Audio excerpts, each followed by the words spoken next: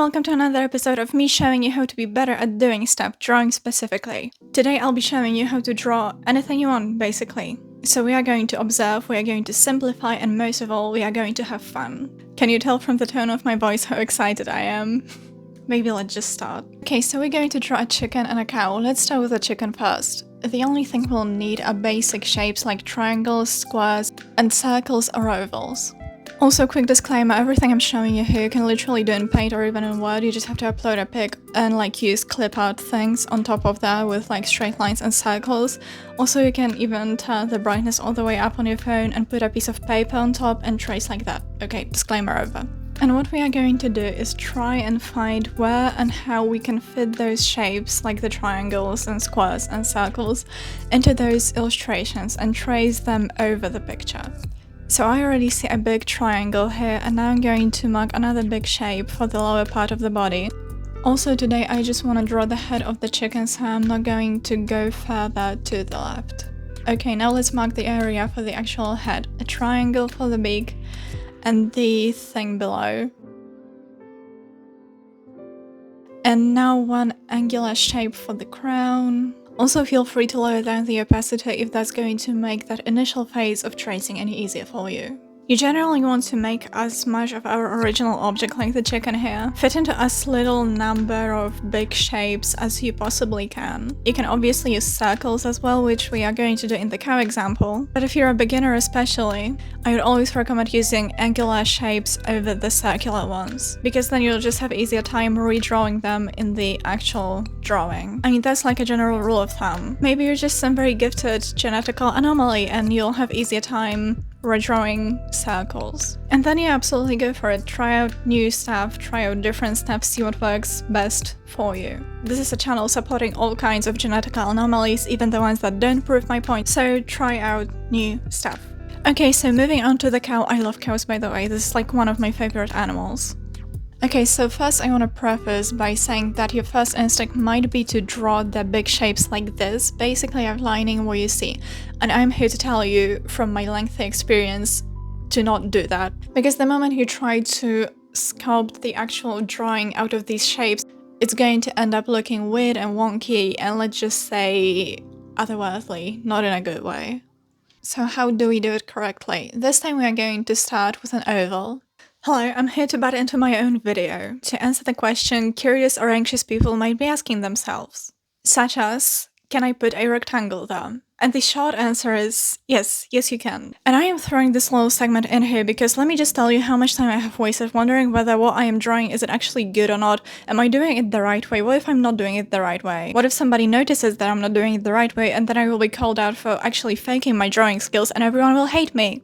Okay, listen, the only thing this is going to do is just make you overthink and procrastinate more. And the truth is, there is no one single process that's the correct one. Most artists have their own unique ones. And actually I encourage you to go out into the world and research how other artists do stuff. Nitpick the parts you like, try out different things, and stitch together your own Frankenstein monster of a process. TLDR, there is no wrong way to do art. Okay, we left off at drawing the oval for the muzzle, and the rest is basically what we did with the chicken, just finding angular shapes describing the object that we are drawing.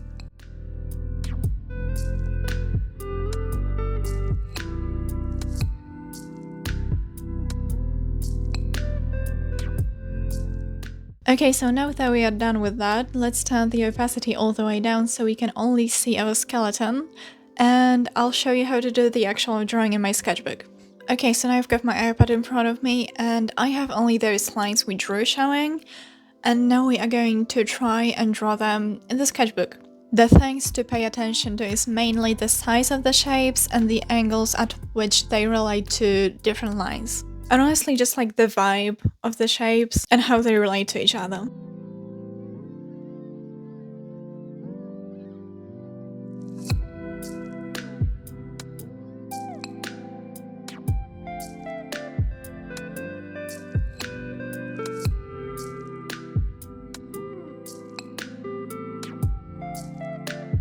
Okay, so now that the foundation is down, we are going to first of all turn up the opacity of the reference picture up. It doesn't have to be all the way up.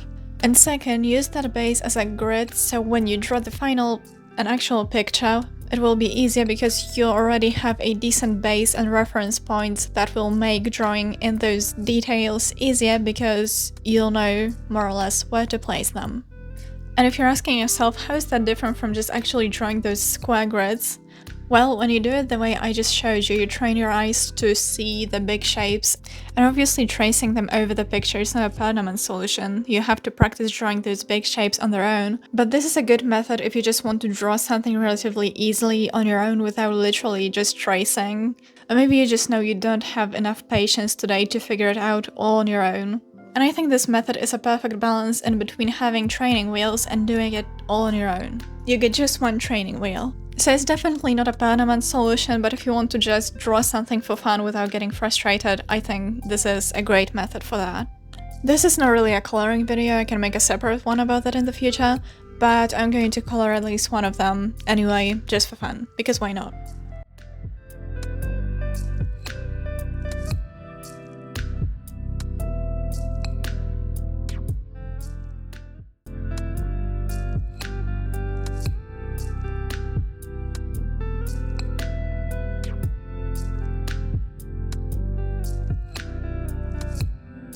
And now we've reached the end of the video. I hope you have learned something. If you have any questions, the comment section is open. Take advantage that there's like 30 people watching my videos now. I love you guys. So I can still respond to all the comments.